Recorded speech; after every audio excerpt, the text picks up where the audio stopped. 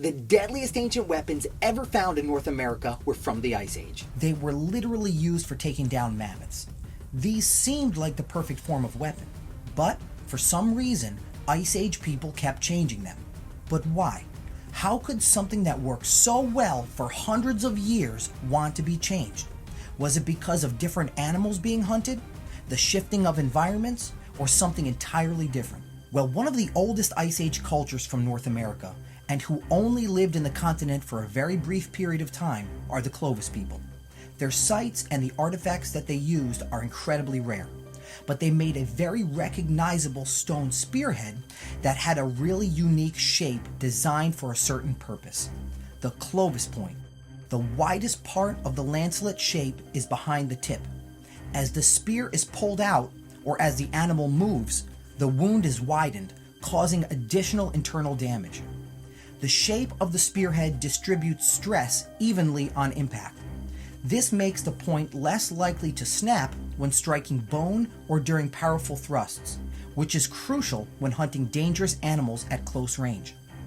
When thrust or thrown, the point concentrates force at the tip, allowing it to pierce thick hides, muscle, and even bone of megafauna such as mammoths and mastodons. They are the first group of people that we know of who used a very specific method to attach their spear head to their spear shafts, and that is the fluting technique, where one or more flakes were removed from the spearheads on each face so that they could be more securely fastened. And better hafting means more force transferred on impact, less wobble in flight, and it reduced the chance of the point breaking loose. And this culture traveled very far distances to only use the highest grade types of stone to make their spearheads from, because the best quality stone creates the sharpest cutting edges.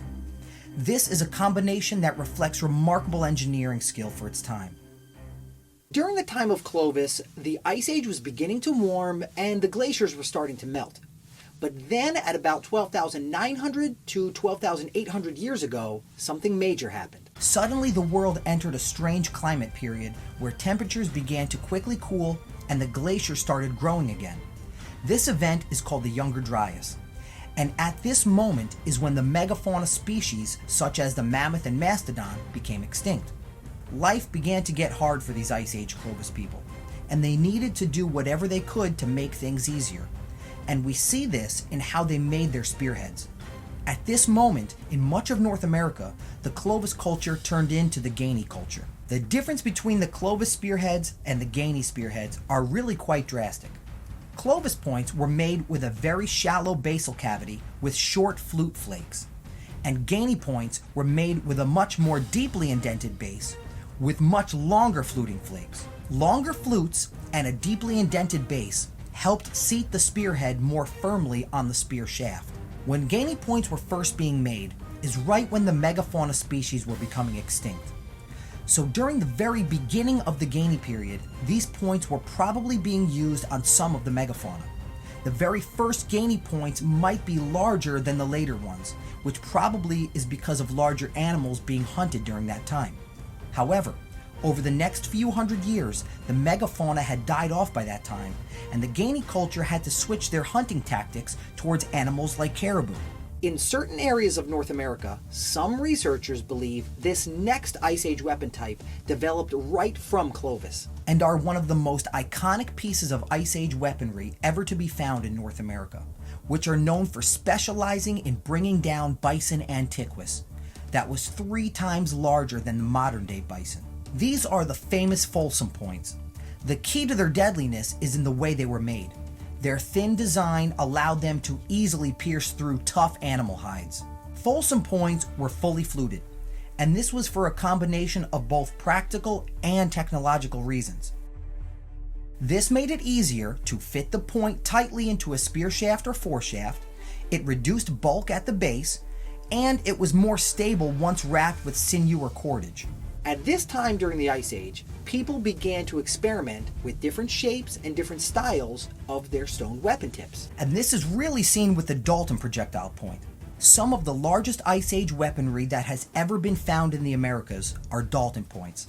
But these weren't necessarily used for hunting, because by the time of Dalton, all of the large megafauna species had already become extinct. So even though they could have been used as knives, these were actually found at a ceremonial site. What's also unique and lethal about the Dalton Point is that some of them were serrated.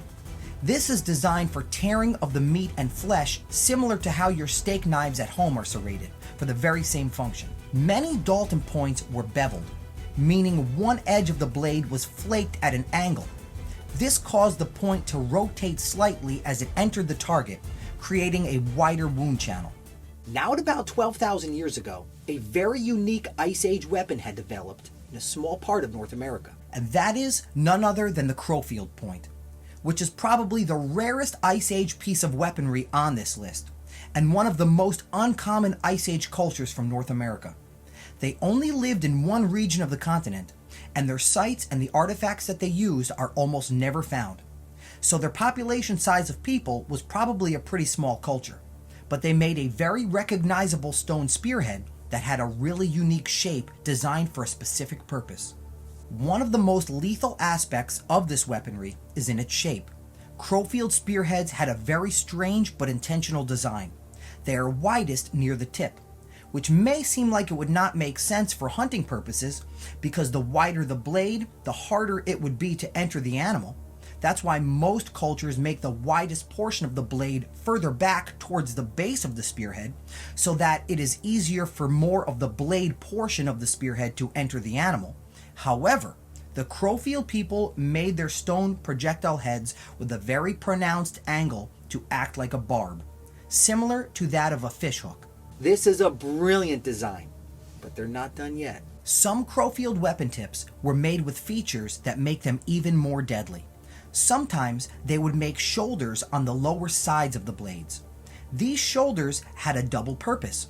They were intended for keeping the lashings from hafting the spear head to the spear shaft neat and out of the way of the working edges, and also acted as another form of a barb. If the spear shaft is narrow enough, these projections on the base of the spearhead, called basal tangs or basal ears, can also act as barbs as well. But as the Younger Dryas climate period ended, temperatures began to rapidly warm, and the environment changed a great amount. No longer was the landscape a cold weather scenery of tundra and an open spruce parkland environment, but now, at about 11,600 to 11,500 years ago, much of North America became a closed-in, hardwood forested landscape of oak and maple trees. And this affected the way Ice Age people used their weapons in several ways once again. One way was in how they made their spear points. The fluting technique that was used for at least about 2,000 years stopped forever, and some of the first Ice Age people that began to make unfluted projectile points after the Younger Dryas were the Agate Basin people. They're famous for decimating huge herds of bison on the high plains, where their weapon tips have been found in amongst huge bison bone beds. The base of an Agate Basin point is long and parallel-sided, which gave hunters a large area to attach it to a spear shaft. A longer hafting area meant greater stability, less wobbling in flight, and better energy transfer when the spear struck an animal. This shape allowed deep penetration into large animals such as bison and elk. The narrow profile reduced drag, so the point cut cleanly and deeply into vital organs. Unlike some later points, Agate Basin points have a thicker midsection and strong durable tips. This prevented breakage on impact, and the strength of the point meant it could hit bone without shattering, which is crucial for hunting massive Ice Age animals. But then came a massive shift in where these Ice Age people were living, and we see that with the next piece of Ice Age weaponry that was made, the Eden Point.